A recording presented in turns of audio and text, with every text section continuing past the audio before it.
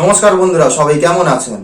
আজ আমি আপনাদের বলবো আপনাদের জন্ম ছকে যদি রাহু গ্রহ প্রভাব থাকে বা আপনার রাহু দশায় জন্ম অথবা আপনার রাহু দশা অন্তর্দশা চলছে কিংবা আপনার জন্ম ছকে রাহুর অবস্থান খুবই খারাপ, এই রাহু গ্রহের কুপ্রভাব থেকে বাঁচার জন্য আমি গুরুমুখী তন্ত্র পদ্ধতিতে পরশুরামের খণ্ডন ক্রিয়া, নবগ্রহ হোম, নবগ্রহ শান্তি কবচ, মহাকাল ভৈরব কবচ, এর সঙ্গে সঙ্গে তার সমস্যা যদি গুরুতর দেখা যায় মহামৃত্যুঞ্জয় কবচ, 12 রাশির কবচ অথবা সুদর্শন চক্র কবচ, সেটা তার সমস্যার উপর নির্ভর করে যে আমি কোন কবচগুলো আগে বিচার করে নিয়ে তবেই আমি তাদেরকে দিয়ে থাকি।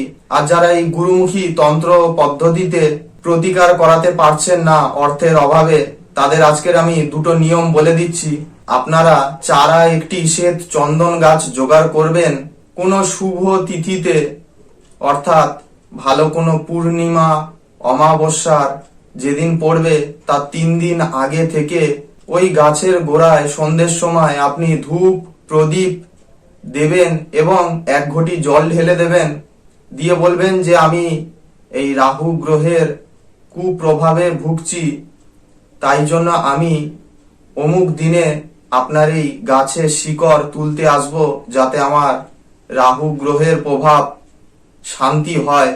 আপনি এই প্রার্থনা করবেন বৃক্ষ দেবতার কাছে।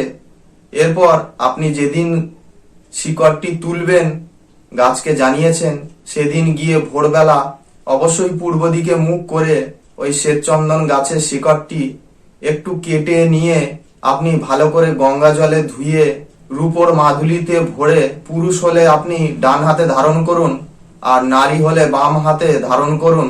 এর সঙ্গে সঙ্গে এই যে রাহু গ্রহের যে বীজ মন্ত্রটি আপনাদের দেওয়া হলো, এই বীজ মন্ত্রটি আপনারা রোজ দিন 10 মালা করে নিত্য জপ করুন একই সময় ধরে।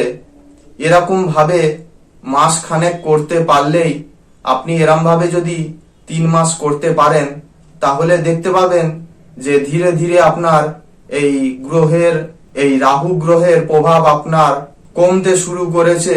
এর সঙ্গে সঙ্গে অবশ্যই আপনি গরিব দুঃখীকে কিছু দান করবেন, সাহায্য করবেন মানুষকে। আস্তে আস্তে এই গ্রহ প্রভাব থেকে আপনি রেহাই পেয়ে যাবেন। এই ছিল আজকের রাহু গ্রহের প্রভাব শান্তি করার উপায়।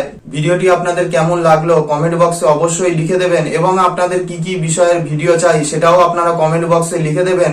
ভিডিওটি পুরো দেখার জন্য সকলকে অনেক ধন্যবাদ। নমস্কার। হর হর মহাদেব। জয় মা দক্ষিণাকালী।